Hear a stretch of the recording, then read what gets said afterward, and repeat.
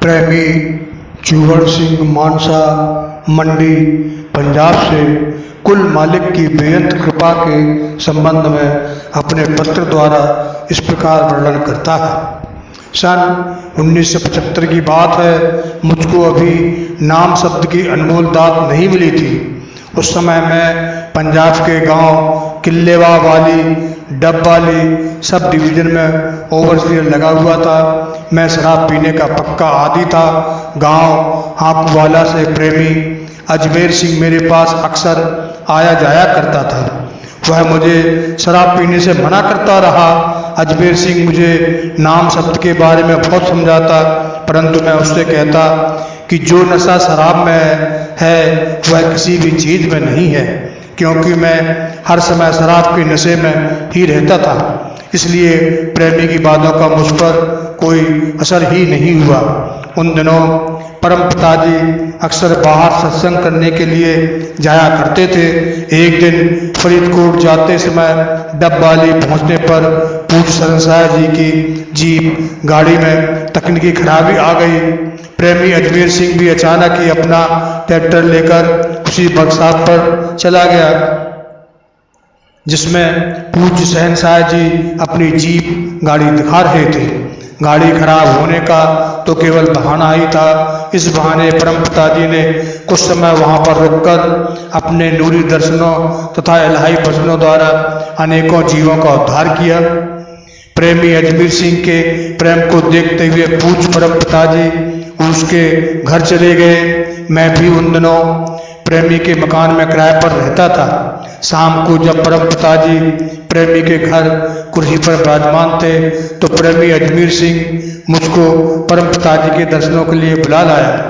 कुल मालिक बेपरवाह परम पिताजी ने मुझको स्वयं अपने पवित्र मुखारविंद से फरमाया, भाई तुम नाम शब्द ले लो, तेरी नौकरी बहुत बढ़िया है। नाम जपना कोई कठिन काम नहीं है।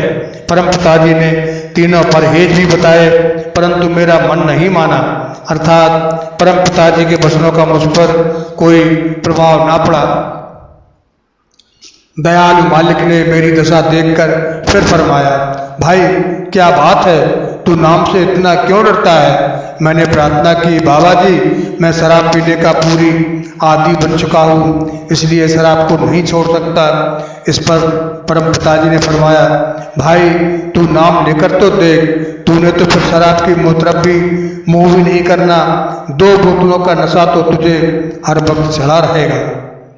शहनशाही बचनों तथा उनकी कृपा जिससे मैंने गांव खिल्लड़ के सत्संग पर जाकर नाम शब्द की अनमोल दात प्राप्त कर ली। इसके बाद मैंने बाहर गांव के 1-2 सत्संग और भी सुने।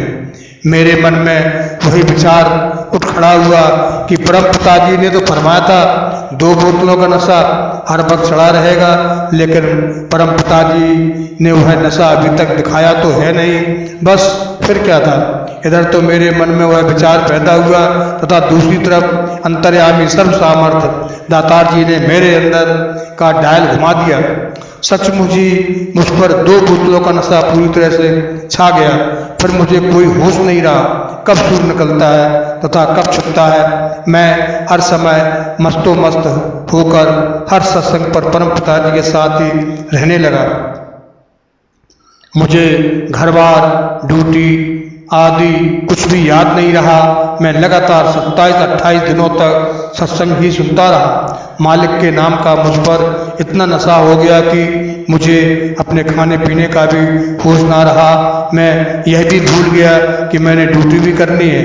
जिस तरह परम पिताजी अपने एक शब्द में लिखते हैं, है नशा अनोखा पीती दा ते बखरा तेरा मैं खाना, एक बार में तौथो पीती सी ते बड़े आम फिर दा दीवाना। मुझको नाम का हकीकी नशा चढ़ चुका था। मेरे रिश्तेदारों में इस बात की चर्चा होने लगी कि चूहड़ सिंह के दिमाग में फर्क पड़ गया है। मेरे दफ्तर से भी मेरी अनुपस्थिति की सूचनाएं आने लगी थी। एक दिन मसीता गांव में सत्संग था। मेरे संबंधियों ने परम पिताजी की हजूरी में मेरी शिकायत कर दी। कुल मालिक हर जीव के अंतर हृदय की जानने वाले हैं। परम पिताजी ने खुद ही तो मुझे अपने नाम का अलौकिक नशा दिया था। उससे पहले तो मुझे कुछ भी याद नहीं था।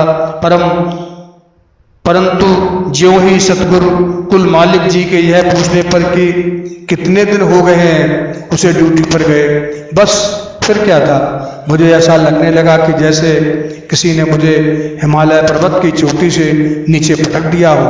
मालिक ने अपना दिया हुआ 2 बोतलों का नशा वापस ले लिया था, तो मुझे एकदम सब कुछ याद आ गया कि मैं 27-28 दिनों से ही गैर हाजिर चला आ रहा हूँ।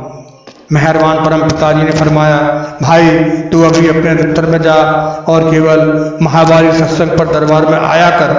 मैंने अपनी मजबूरी बताते हुए सतगुरु जी के आगे प्रार्थना की, शहंशाह जी, मैं 27-28 दिनों से लगातार अपनी ड्यूटी से गैर हाजिर हूँ, इसलिए मुझे दफ्तर में तो किसी ने घुसने भी नहीं देना।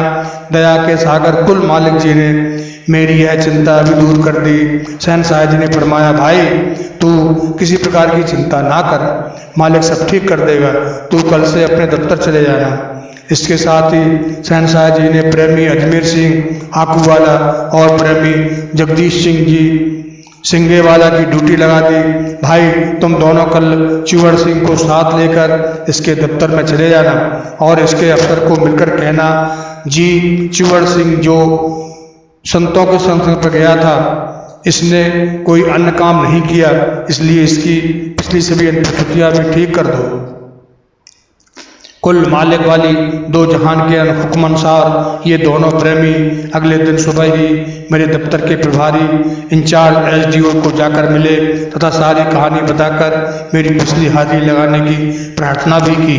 इस पर एसडीओ ने अपनी मजबूरी प्रकट करते हुए बताया कि वह सिर्फ 2 दिन ही लेट हुआ है, केवल 2 दिन पहले ही मैंने प्रेमी पर गैर हाजिरी का केस बनाकर ऊपर डिवीजन को भेज दिया है। वैसे तो मैंने उस दिन प्रेमी को हाजिर मानकर इसकी हाजिरी लगवा दी थी।